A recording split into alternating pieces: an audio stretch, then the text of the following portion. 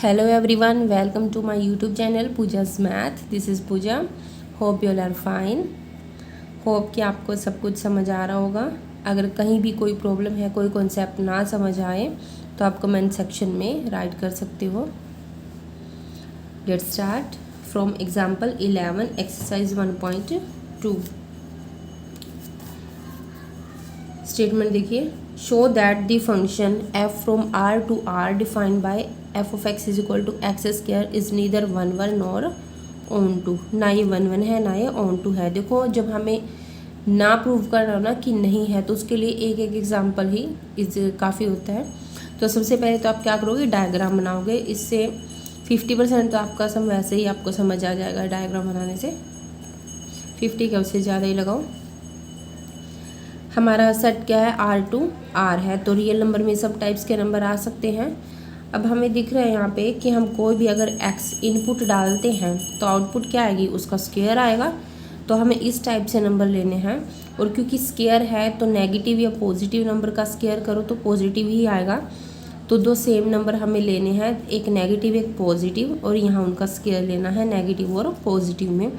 तो हमने लिया -1/2 0 1/2 एंड 1 एंड 2. यहाँ लिया -1/4 0 1/4 1 2. आप कुछ भी ले सकते हो, ज़रूर नहीं है कि आप फ्रैक्शन ही लोगे. अब देखिए इस तरह से डिफाइन है फंक्शन. अब -1 पुट करेंगे यहाँ पे x की वैल्यू तो +1 आएगा. 1 पुट करेंगे तो भी 1 आएगा. तो यानी कि -1 और 1 की इमेज क्या होगी, 1 होगी. इसी तरह -1/2 और 1/2 की इमेज क्या आएगी, प्लस के 1/4. तो ये क्लियर है कि यहाँ पे जो दो एलिमेंट्स हैं डिफरेंट उनकी इमेज क्या है, सेम है. तो 1 तो नहीं हो सकता क्योंकि 1 के लिए तो 1 की 1 ही इमेज होनी चाहिए. डिफरेंट सबकी अलग होनी चाहिए अपनी. यहाँ तो 2 की सेम है तो 1 नहीं है. और ऑन टू के लिए ये मैंने यहाँ पे राइट भी कर दिया लाइन. और ऑन टू के लिए क्या होना चाहिए, यहाँ पर हमारा मतलब range is equal to codomain. On यानी कि पर बताया था आपको कि ये वाला जो सेट है इसको पूरा कवर करता है, एक भी एलिमेंट एक्स्ट्रा नहीं होना चाहिए. बट यहाँ पे एक्स्ट्रा एलिमेंट बचे हुए हैं क्योंकि यहाँ स्केयर वाली नंबर्स हैं सारे. तो जो नेगेटिव नंबर है उनकी तो कोई प्री इमेज होगी नहीं यहाँ पे. तो एक्स्ट्रा एलिमेंट हमें मिल गए. हमने कोई भी एक एक्स्ट्रा एलिमेंट उठा लिया, -1 ले लिया. इसकी इमेज नहीं है डोमेन में तो ये ऑन टू नहीं है. एक बार 13 देखिए, 12 बाद में करेंगे, थोड़ा लेंथ है ये. Show that an onto function f from this set to this is always 1 हमें दिखाना है कि फंक्शन इस सेट पे डिफाइंड है, ये ऑन टू है, दे रखा है, तो ये 1 भी होगा. ये हमें प्रूव करना है. अब हम मान के चलेंगे कि ये 1 नहीं है. अगर 1 नहीं है तो किन्हीं भी डोमेन में किन्हीं दो एलिमेंट की इमेज क्या एक सेम हो सकती है. तो फॉर एग्जांपल मैंने यहाँ पर ये ले लिया 1 और 2 जो एलिमेंट था उसकी इमेज हमने 2 ले ली, 3 की 1 ले ली. ठीक है, तभी तो 1 नहीं होगा ना. 1 होता तो सबकी इमेज अलग होती. तो एक बार हम मतलब कंट्राडिक्शन से इसको प्रूव करेंगे. हम लेके चलते हैं दो एलिमेंट्स की सेम इमेज. अगर दो एलिमेंट की सेम इमेज लेते हैं और 3 की एक डिफरेंट इमेज ले ली हमने, तो यहाँ पे एग्जिस्ट करेगा 1 element in codomain which has no preimage in domain. तो यहाँ पे एक एलिमेंट ऐसा मिलेगा जिसकी क्या प्री इमेज नहीं होगी डोमेन में. और अगर यहाँ एक्स्ट्रा एलिमेंट हमें मिल गया तो ये ऑन टू नहीं है. बट ये तो कंट्राडिक्शन हो गया because it is given that f is onto. हमें गिवन है ऑन टू. इट मीन्स हमारी जो सुपोजिशन है वो क्या है, रॉन्ग है. अगर हमारी सुपोजिशन रॉन्ग है तो इसका मतलब 1 है ये फंक्शन, क्योंकि हम मान के चलते थे कि नहीं है बट ये फंक्शन है. यही हमें प्रूव करना था. एग्जाम्पल 14 में इसका अपोजिट है. हमें 1 फंक्शन, यही फंक्शन है सेम, 1 गिवन है और ऑन टू हमें बताना है. ये बहुत ईजी है.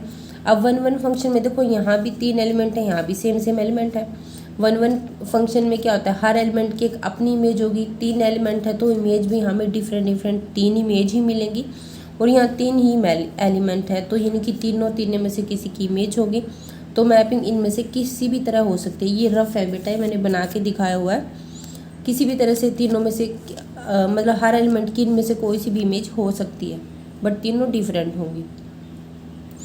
अब तीनों एलिमेंट है और तीनों किसी न किसी एलिमेंट की इमेज है। इट मीन्स यहाँ पर तो कोई भी एक्स्ट्रा एलिमेंट नहीं है, एक्स्ट्रा एलिमेंट नहीं है, तो ये क्या हो गया, ये ऑन टू फंक्शन हो गया।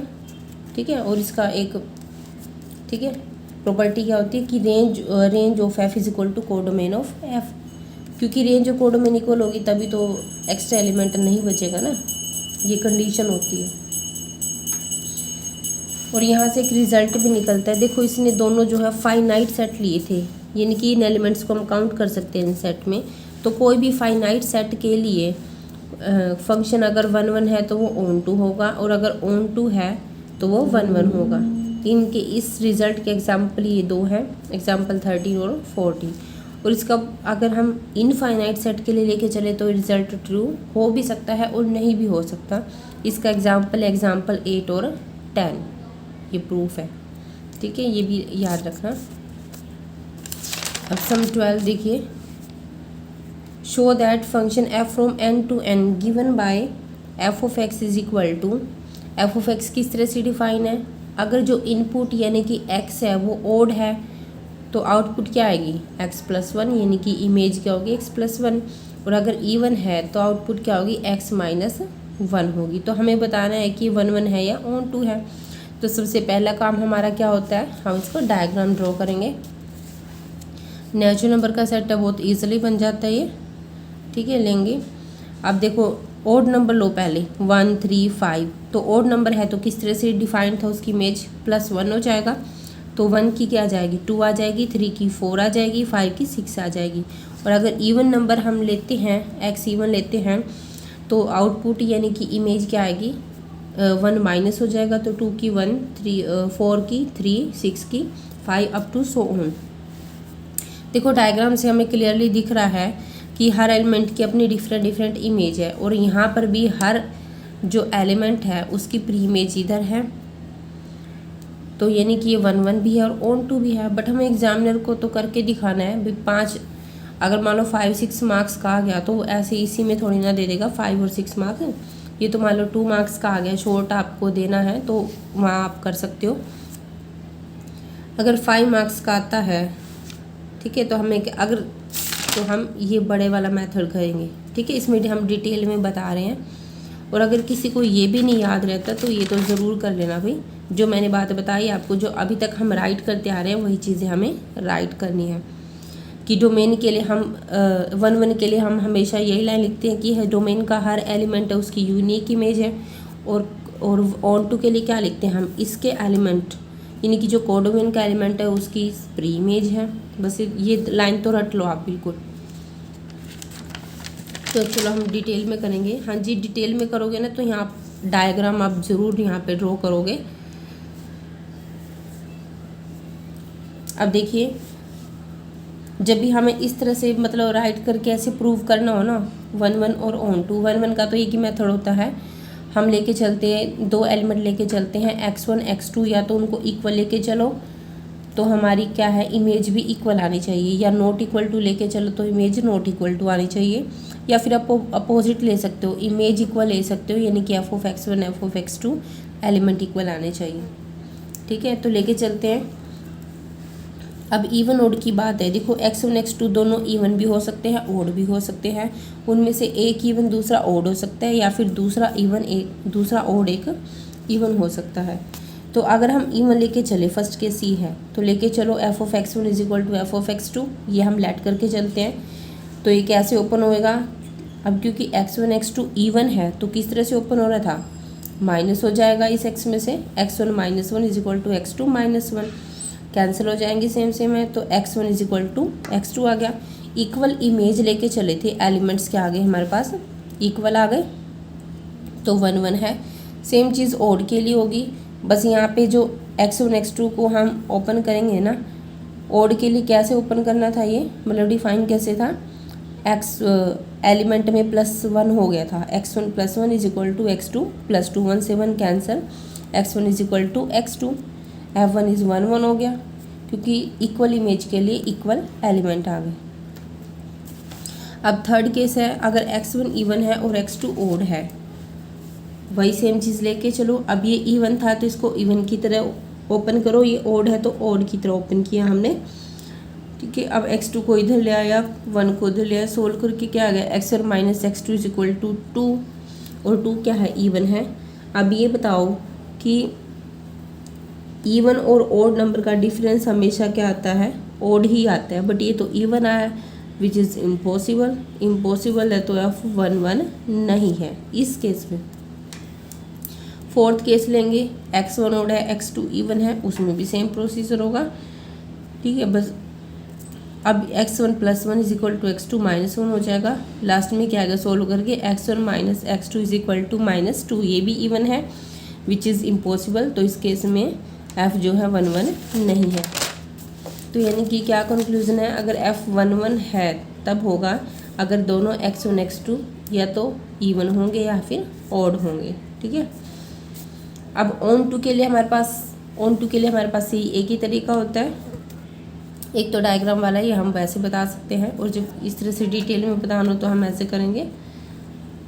इफ़ x इज़ इवन तो f of x is equal to y लेके चल देंगे। इसमें भी x इवन हो सकता है या ओड हो सकता है। तो एक बार इवन लिया तो f ऑफ x को हम क्या लिख सकते हैं, y लिख सकते हैं, y ही होता है ना, क्योंकि ये इमेज का एलिमेंट होता है।